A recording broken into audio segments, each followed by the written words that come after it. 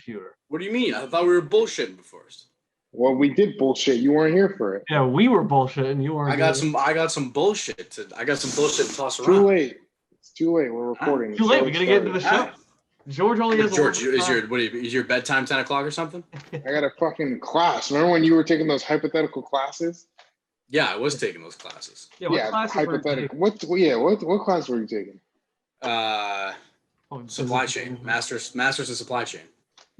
Oh, I'm a master of the moving parts, George. Anytime there's moving parts, I can put them together. You bring me a degree, or I'm not believing that. I haven't finished yet. I still got 2 more classes. You believe? You don't fucking believe this shit. I put on my jersey. I don't know, like it's like I feel like when somebody goes to school, it kind of becomes part of their personality, and it's like, oh, I got homework, I gotta go to class or something. It's like he was in class for like 2 weeks while we were doing those things, and then just never went to class again. I don't do it for you. Do it for me. All right, should we get started? I don't know. I think I should change my shirt. No, I think it works just fine. All right. Week 2, episode 1 of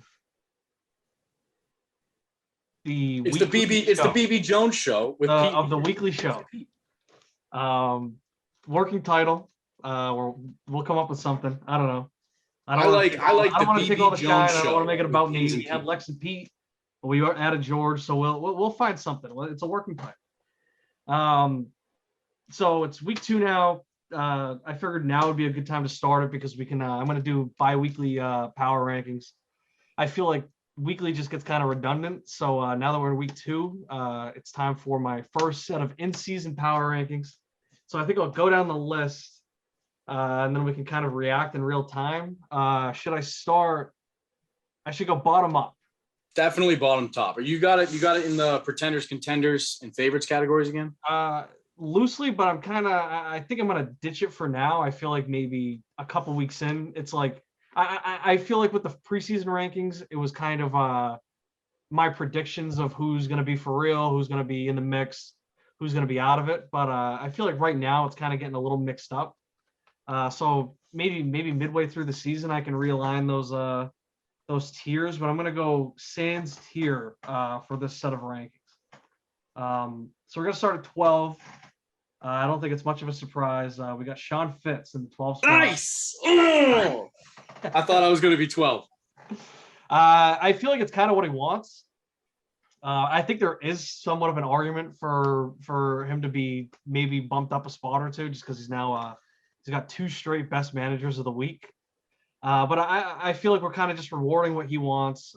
He's inevitably going to finish at the bottom anyways with his points for.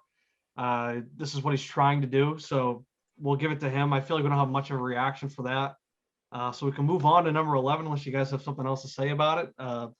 I guess we can actually, now that we're on it, we can discuss the what I think is a horrendous trade from Fitz with Bowen.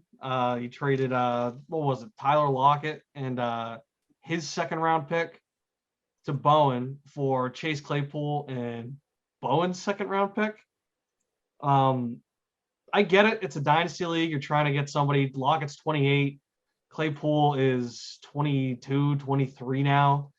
So I understand that from a dynasty standpoint. And Claypool was somebody that I was very big on coming into the draft.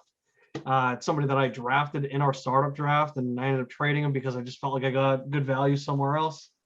I still think Fitz could have done a little bit better. Tyler Lockett's coming off of 2 massive weeks. He's like a top 10 receiver right now. He was top 10 last year. I guess I'll bounce it to you guys. We can start with George. What did you think of that trade?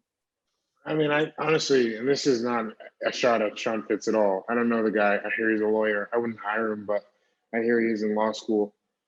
I think, honestly, everything that he's done so far has been pretty bad. He's done a great job of making his team bad and then not at all putting together a plan for him to be good in the future. I don't want to be the one to break it to him that the next 2 drafts in college football are not going to be strong whatsoever, but they're not. There's no quarterback talent in the draft. Spencer Rattler stinks. The receiver talent is mid at best. The next year, the receiver talent's also mid. There's some running backs coming out of Georgia. I just don't see what stockpiling draft picks for the 22-23 season really does for you. So I think he's going to be bad for the foreseeable future. And you're right. I think a guy like Lockett's something you build around. 28 is not that old. He can still dominate for 4 years. So don't overthink the age thing in Dynasty.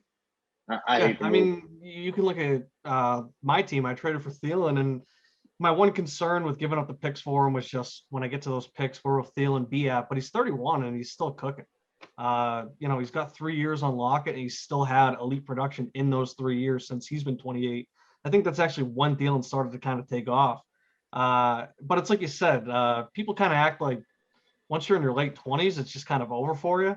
And you can kind of make that argument with running backs, at least as far as being the perennial top 10, top 5 guys. But with receivers, it's like you can have guys at 32 that are still top 10 guys. Pete, what did you think of that trade? I don't really get it from either side.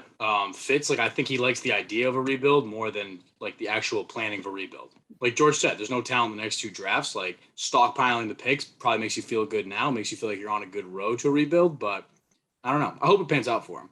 From Bowen's side, though, I don't really get it. He already has DK.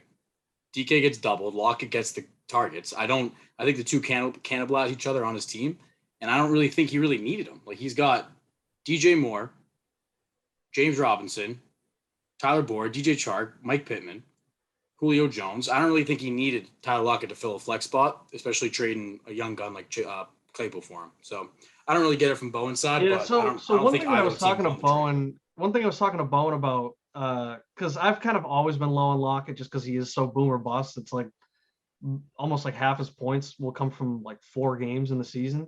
I think the thing that works out in Bowen's favor, or anybody that owns Lockett in a league like ours, where record is somewhat irrelevant or less relevant than it typically is, when it's all about points for, if you commit to starting Lockett every week, then it works in your favor, just because if he's going to get top 10 points, and he's going to get top 10 points. So if you're not as concerned about getting the wins, and you more figure score as many points as you can and hope that it translates to wins, it works out for you, just because you are going to get that elite production. But yeah, it's like you just said, with listing off all those guys, it does feel like there's kind of a logjam at receiver, and Bowen maybe could have used that, use Claypool to get maybe another running back, or maybe to address a need somewhere else. But he's got a pretty good team, and if he feels like Lockett is the guy that he can plug into his starting lineup every week, then power to him. And I think that Fitz going with the pick swap, the 2nd round pick swap in that trade, is just a horrendous idea.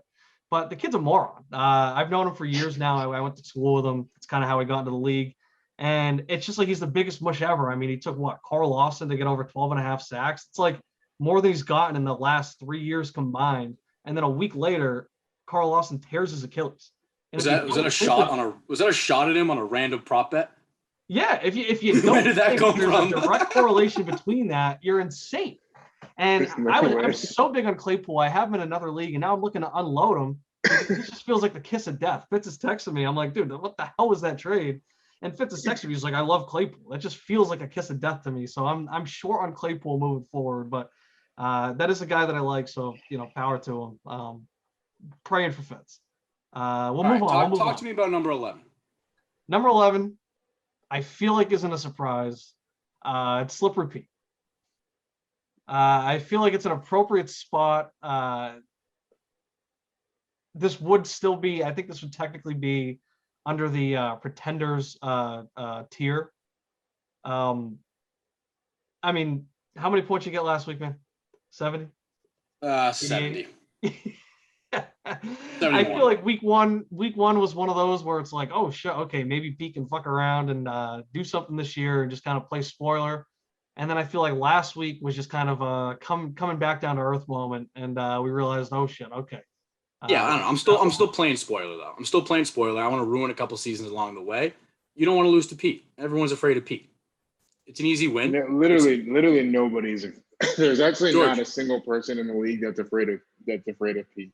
Yeah, you say that until you've got 2 players left on Sunday night, and I'm up 25 points, and you're like, holy shit, I might lose to Pete. Yeah, nobody wants to have that stain. I'm the scariest trap game on your schedule, and you know it. It is. It is true. It is true. Yeah, I lose zero sleep over Pete. I honestly think Pete is just here for the camaraderie at this point. He's just here for the the friendships. Even though he's actually not very liked in the league. I think he's here just for the being around the boys, because this season, absolutely unpronounced, he just went into completely destroying everything about his team. Yeah, so that's I true. don't know what happened. I don't know what day he woke up and said, "Fuck it, I'm gonna just blow this thing up." But he had a pretty good team on his hands, and he said, "Fuck that! I don't want to compete. I also don't want to tank. I just want to be here for the vibes." And I can respect that, but I definitely don't lose any sleep over playing Slippery. Yeah, the thing that I think I've kind of picked up on with Slippery Pete is that he's kind of got his foot. He's got one foot in the rebuild and then one foot in the stick around and compete sections. And it's like whenever there's a big week, like Christian Kirk, right, has that massive week one, and that's something that instead of like saying like, oh shit, let me capitalize on this and try and turn that into maybe some more assets, maybe sell them a little bit high. Pete says, oh, let me keep him around because maybe he can do this more weeks, and then all of a sudden you get an 8-point week. All right. We don't need to go too deep into my team, my strategy, and the vision that I have. You can buy in or you can't. Either way, someone's going to lose to me this year. George, I hope it's you, but I really hope it's Simcoe. Week 9 is my Super Bowl. I'm looking forward to rivalry week. I think we got a good schedule ahead of us. Yeah, it's going to be a good one. Also, Davis Mills, 9.5-inch hands, George. Davis Mills, 9.5-inch hands. Those are big hands. I think we're going to see the Texans start to play really bad. Strong hands. All right. All right. Moving on to number 10. It's an unbiased ranking. I'm a man of integrity. I'm honest. And also, you'll kind of pick up on the theme moving forward with these power rankings. I'm not trying to predict stuff. I kind of have to just go off of what the results are. So if a team's scoring a lot, if a team's winning a lot, they got to get good rankings. And conversely, if a team's not playing well, if a team's losing, team's having weeks, I gotta punish them in the rankings too. So number 10 is my team, the Slow Stroke Kings. I think I have a good team. It's kind of something I said in the preseason rankings that I'm definitely waiting on Michael Thomas to come back. The big concern right now is my quarterbacks. I just got 2 young guys. It is a dynasty league. I think that I have a good team set for the future, but I think I also can become a serious competitor. But right now, I'm just not that. Clyde, he's kind of slumping coming out of the gate. Mac Jones just isn't throwing the touchdowns. The Pats are kind of running a conservative offense. Tua going down, 10 snaps in. That really hurt me last week. Would have been nice to at least have him get, somewhere around 15 points. Mac only getting 7.5. It was just a tough week. I'm 0-2 now, but I started 0-3 last year. Still made the playoffs. I was still a 5 seed. I've shown. You got to be worried about your baby boy, right? Who? DeAndre Swift. What about? No, absolutely not. You're not worried about him? I'm worried about him. He's the 5th ranked running back in the league. I don't know. Williams looks good. I don't think you watched week 2. I think you're just reacting to week 1 right now. So we'll move on from that. I am worried about Clyde. I don't want to get too far off topic here, but I did ask one member of Big Brain if the Sprite Cranberry division was a 2-man or a 3-man race. Yeah. They said 2-man race. With Simcoe? With Simcoe. Yeah. We'll see. Yeah, that's Big J journalism at a peak. I'm today. just, not my words. We'll not see. My words. Well, I got some words for Simcoe in an upcoming segment. So just to wrap up kind of where I had myself at 10.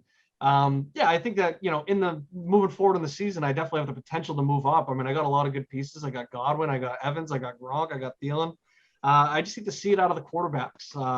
It could be a rough year if the Pats don't want to kind of unleash Mac Jones and have him start throwing it more downfield, maybe sacrifice some of that 75% completion percentage, maybe bring it down to that 68-70 range if it means that we're kind of throwing a little bit more of the deep ball, maybe get the tight ends a little bit more involved. But until I see it, I think it might be rough sledding. So, hopefully Michael Thomas is ready to go come that week 6, week 7, whenever he's ready to come off. But all right, I'll hand it over to you, George. What do you got to say?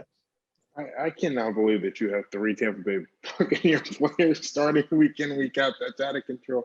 I mean, honestly, it's not a bad idea. You basically load it up on the best or second best offense in the league and said one of these motherfuckers is going to score week in, week out. Yeah. So my kind of philosophy behind it is that I look at it as the three of them, I add their projected points together, and I figure that by one way or another, they're just gonna reach it. So Mike I Evans, don't know. I get Gronk in one of them, but how can you not? I mean, you got to make a move for a QB now, right? Use Godwin or Evans to make a move for a QB.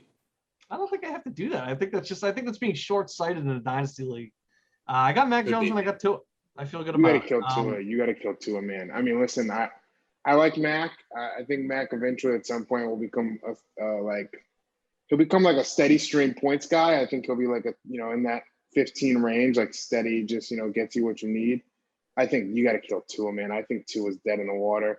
I mean, one way or another, whether he's bad or whether Brian Flores trades for the serial sexual assaulter. I don't see sexual deviant that will not be named. Yeah, I don't see Tua having a long-fledged career in Miami. Alleged sexual deviant. But I see it as, I think that he has enough time that I think it kind of buys me some time to figure out a different option.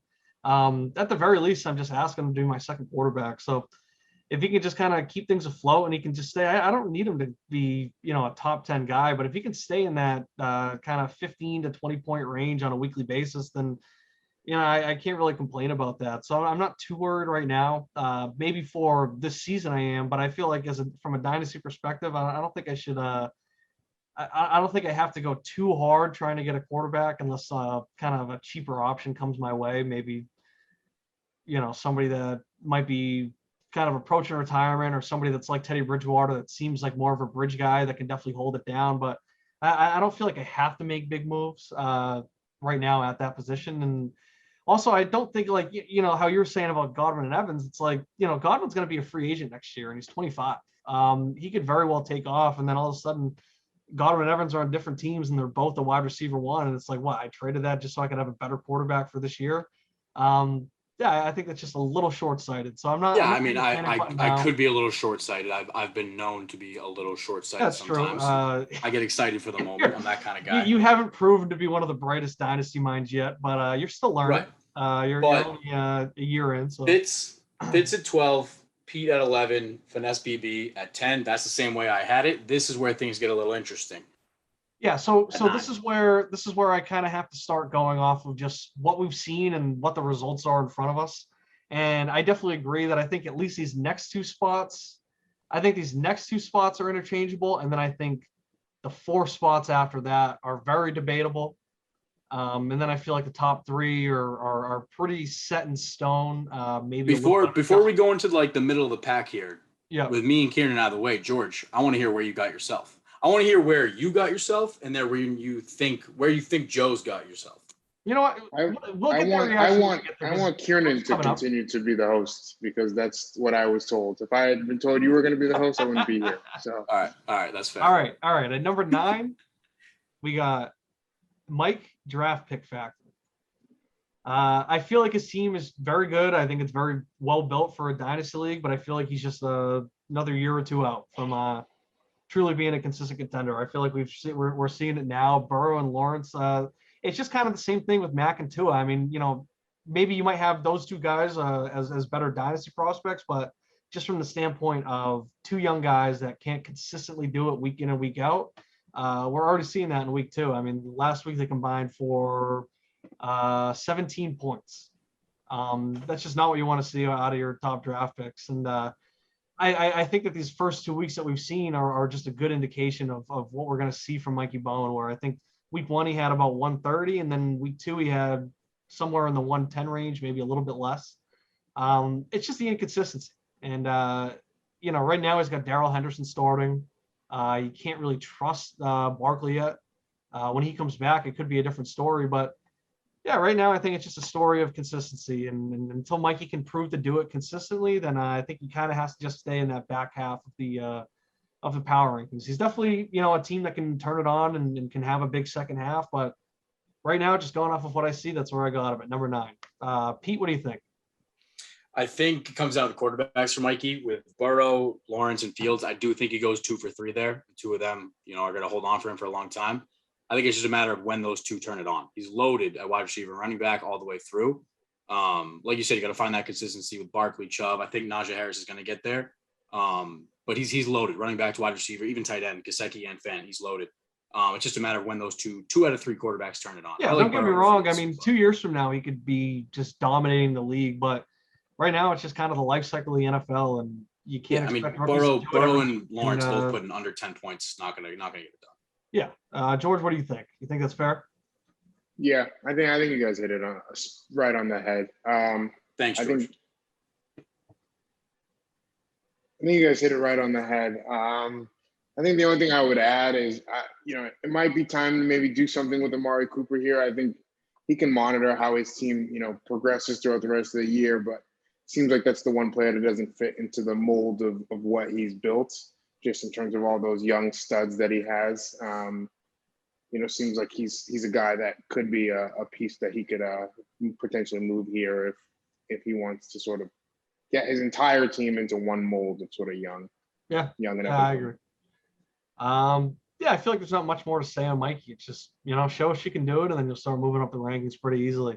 Number 8, another one where I just feel like I got to go off of what I'm seeing. And right now they're 2-0 and they're a division leader. And, they're kind of right up there, especially in their division as far as points for. D-Man Slack. Do I think that they'll be here? Do I think that they're more likely to drop as the season goes on than they are to rise? Totally. But right now that, they're coming off a huge week from Aaron Jones. Having Tyreek Hill and Calvin Ridley is always dangerous. But I don't really think it's sustainable. I mean, Zach Wilson, Mr. INT, not looking good last week. Baker, I mean, he's just Baker. He's just an average quarterback. He's a QB2, and that's who they got starting right now. And Melvin Gordon, you got to think that at some point, Javonte Williams is going to kind of get more and more carries. And, I just feel like this team's probably not going to be sticking around in the middle of the pack much longer. But right now, you got to kind of tip the cap and give credit where credit's due. They're division leader. They're 2-0. They got 240 points. That puts them somewhere right in the middle, just quickly scrolling. So, George, what do you think? You think that's fair? You think that's kind of a position they can solidify, or do you think that maybe it's a little bit too high? No, I have him right there, but I kind of disagree. I think I have him rising. I mean, I think anytime you have Tyreek Hill, Calvin, and Aaron Jones, you give yourself a chance. I think the only thing that would hold me back is their management structure is atrocious. I don't trust either of their owners. I don't trust the knockoff brand Travis Kelce, and I don't trust the other guy who's managing the team. I don't even know what his name. That's actually in Sloppy, right? He's the actual. Yeah, that's the team name. The actual owner, Zach Wilson. You got to start playing Darnold in that spot. But I think if they manage it correctly, I do think that this team has a chance. I don't think that they'll manage it correctly, but I think I'll give them the benefit of the doubt and let's see what moves they make to sort of solidify themselves before saying that they have that downward trajectory. Yeah, I kind of just I don't know if I trust them to make the moves that are necessary, and that's why I feel like they can get maybe a little bit stagnant as the season goes on. I feel like we might see a big fluctuation. I feel like there's going to be some weeks where they're winning by 30 points, and then there's going to be some weeks where they're only scoring 100. I mean, they almost lost to Sean Fitz last week. And I feel like that's just kind of what to expect. It's kind of, I kind of have them just tiered with Mikey Bowen like that, where, it might just be kind of Jekyll and Hyde all season. And it's just not a recipe for success as far as, planning to win. But at the same time, maybe Tyreek Hill and Calvin Ridley just catch fire in the postseason, and Aaron Jones is getting all those red zone touches, and all of a sudden they're just going on a crazy run. Pete, what do you think? I got Mikey and Taki flipped. I am team Mikey. I like the kid. I'm rooting for him. I mean, they got saved. Taki got saved by a 40 burger on Monday Night Football by Aaron Jones. Like, that's not going to happen every week. Otherwise, he's putting up he's at 239 right now. You say Aaron Jones scores 20 last week. I mean, I know he didn't, but I think Taki, I don't trust the 2-0. I don't trust the 2-0. I think it's a fake 2-0. I'm not going to call them frauds. I think they have good pieces, like George said, Hill and Ridley. But if I was a betting man, I'd have Team Mikey draft picks over in Slocky. Yeah, no, I can agree with that. All right, this next one I'm going to read 4 because I feel like that these are 4 that can be shuffled all around, and I feel like it can kind of be debated however you want to rank them. I like that. So we're going to go 7 through 4. Starting at 7, we got 2 pins. At 6, we got the occasional Vibers. At 5, we got the Fitzpatricks. And at 4, we have the most athletic Suns. So the rationale behind it is just right now you can't argue with the success of the Suns. That stack of Prescott and Brady can be absolutely lethal this season. Waller, he had a down week last week, but he still got 9 points. They just got a lot. They got a lot of guys that can just go off every week. They got one of the better quarterback tandems in the league. They got Alvin Kamara. They got CeeDee Lamb. They got Waller. Do I think there are some concerns with having Jamal Williams starting at running back? For sure. Having Cole Beasley in the flex, for sure. Robbie Anderson in the flex, for sure. But it hasn't really hurt them yet. They're averaging 130 points a week. They're 2-0. They're leading the Gabagool division, so I gotta give them some respect. So that's why I have them at 4. And it's kind of the same thing with the Fitzpatricks. They're 1-1, but they're at the top of the Sprite Cranberry division. They still have a 2-point lead over Big Brain. So I gotta just tip my cap there again. Do I think that there were some serious issues with Simcoe's running backs? 100%. He's got Williams. He's got Singletary. You can't really expect that. Same output every week. You got Deebo Samuel starting a wide receiver. You got Austin Hooper in the tight end spot. You got Marvin Jones. You got Ronald Jones. It's tough. I mean, it's tough. But can we let's just admit having them above 2 pins that's asinine. I mean, let's bring Simcoe down here. I mean, these are division leaders. I don't care. But I also said I'm not trying to predict. I'm trying to just look at the stats in front of me, and I gotta give credit where it's due. I got 2 division leaders. I got 2 guys that got more points than both 2 pins and the Vibers. So I gotta give some respect there. I mean, maybe in 2 weeks you guys can flip flop those 2 and 2, but right now I just gotta call it how I see it. How is okay? Let's leave the 2 pins team out of it for a second. How isn't Sloppy 2-0 leading his division at 8? And the Fitzpatrick are 1-1, and yeah, they still lead their division, but they're high. It's just that points for. You're just looking at that points for there because they also have a lower points against. Points for as well. If you ask me, I mean, P, I don't know how you see it, but I think that I got in Slocky with a better team than Fitzpatrick. I think Fitzpatrick has a classic fall off the rails team. I mean, this Matt Ryan is. I mean, I can't tell you. I cannot put into words how bad Matt Ryan is at football. Austin Hooper at tight end should be illegal. Like you should literally round him up and throw him in jail for playing him in that slot. Devin Singletary scored a touchdown, so now I got to hear about him being a real player. I mean, the best running back on the Bills is Josh Allen. I don't see it with this team. I really don't. No, neither do I. Brandon Ayuk is going to take Debo's role at some point. Yeah, no, and that's kind of why I scoffed at the idea that it's a 2-man race and Sprite Cranberry and Fitzpatrick's is the other team. But, that's just a discussion that we can have for the future. Right now, they're one of the league leaders in points and they're a division leader. So, they'd be a top 3 seed. So I got to kind of give them some respect. I don't want to rank them higher just based off of looking at the rosters. But, that's all it is. I think that it's definitely something that 2 weeks from now, he could be way down. But right now the Fitzpatricks and the most athletic Suns, they're got 262 points and 259. That's more than I think pretty much everybody. Besides another team that'll be mentioned. They got the third most points in the league. So what do you want me to say about it? I'm with George. I mean, granted, Simcoe and I beef in this league, but I'm ready to take Simcoe and just kick him out of the club. I think he's that you're not that guy team for me. You're not that guy. I know you put up 260 in the first 2 weeks, but I think this team is snake bitten. I don't see Williams and Singletary being sustainable going throughout the season.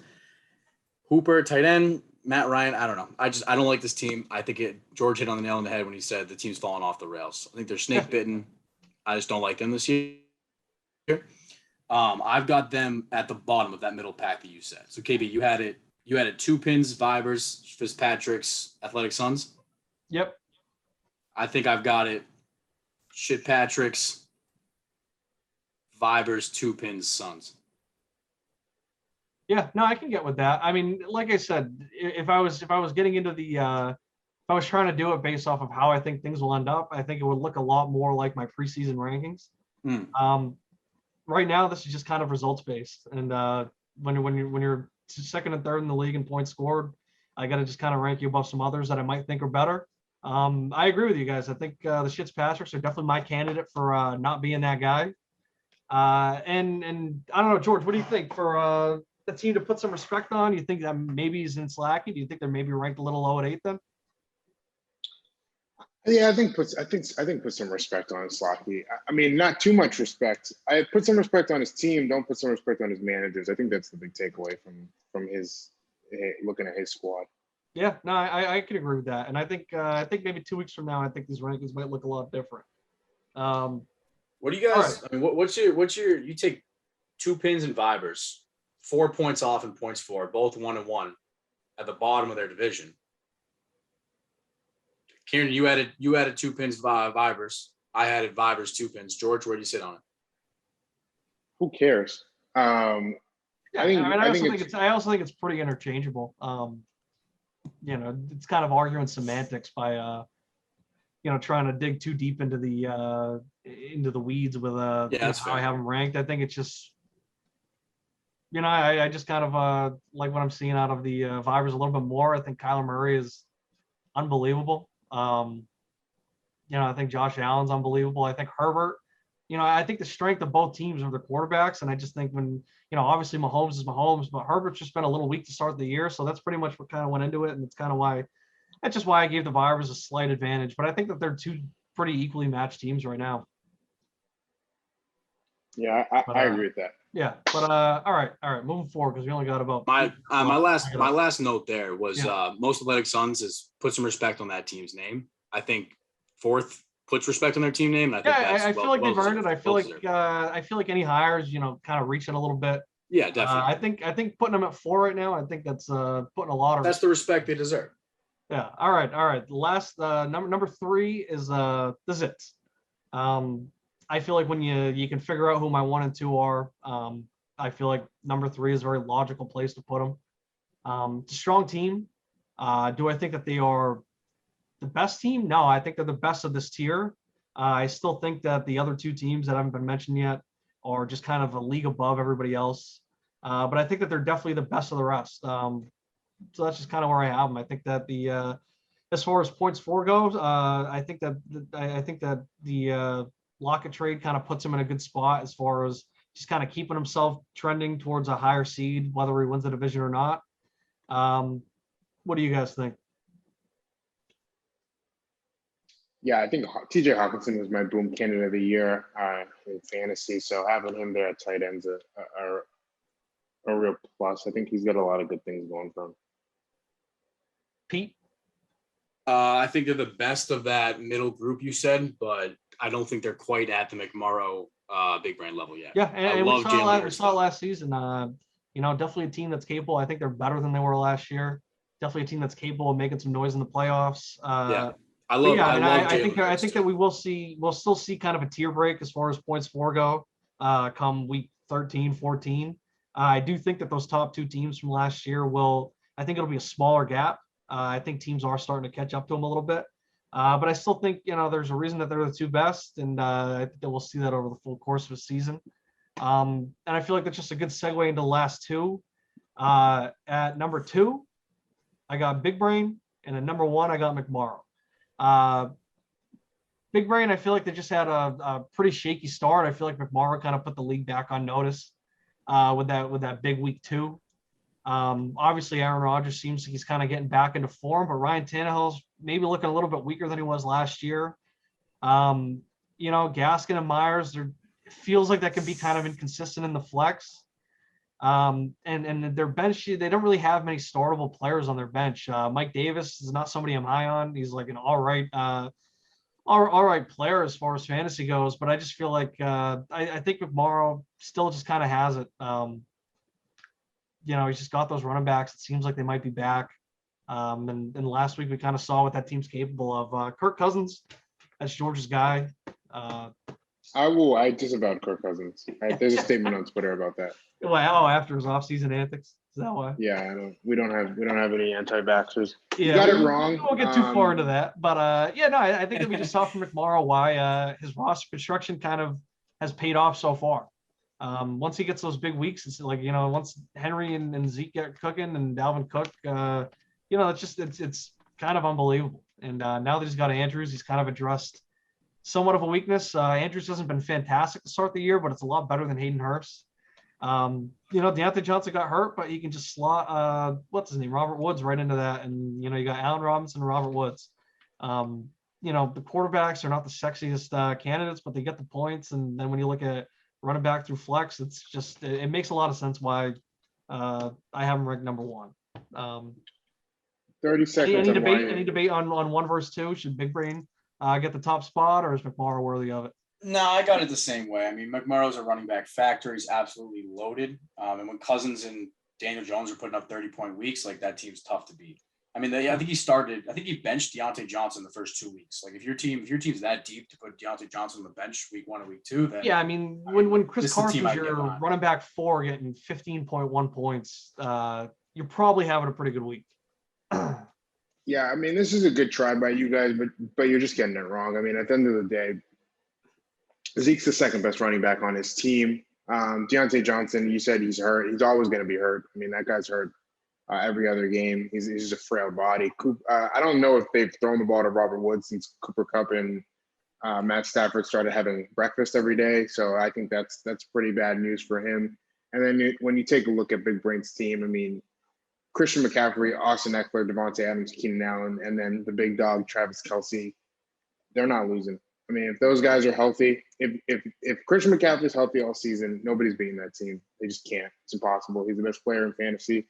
And when he's healthy, whoever has him has the best team in fantasy. Yeah, I don't think it's a bad take. I can't argue it. Big Brain's a wagon. They put up those numbers last year without McCaffrey. And now they get McCaffrey back this year and they add Kelce. It's going to be tough to stop, but I just can't put Big Brain at 1. I just don't like it. I agree with the bench. The bench depth is terrible for Big Brain. I mean, it's horrendous. I mean, it's bad, but yeah, I mean, that's how I have it. They got like okay quarterback depth, but beyond that, they're if Kelce gets hurt, they're starting either Jarwin or Jacob Harris. If they need a wide receiver off the bench, they can go Valdez-Scantling, Russell Gage, Alan Lazard. Can you run through 1 through 12 quickly again, just before we run out of time here? Yeah. All right, I'll go top to bottom now that it's all been read. So we're going to go McMorrow, Big Brain, the Zits, the Most Athletic Sons, the Fitzpatricks, the Occasional Vibers, Two Pins, and Slacky, Mikey Bowen, Draft Pick Factory, the Slow Stroke Kings, Slippery Pete, and Sean Fitz. That's 1 through 12. Anything else to add? We got about a minute and a half.